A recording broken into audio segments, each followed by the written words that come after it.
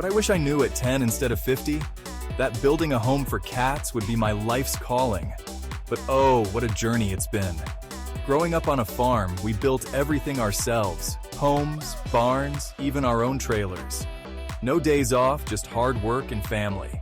Fast forward a few decades, I've traded engines and trusses for aluminum screens and cozy cat condos. When I moved to Florida, I got my aluminum construction license and passed a grueling contractor test. Picture a stack of books up to my knee. 2-day test, 9 hours each. But I passed, and now I build Catios. Each Catio I create is a blend of craftsmanship, love for animals, and a lifetime of building experience. Because your furry friend deserves a safe outdoor paradise. And trust me, I know how to build dreams, one nail at a time.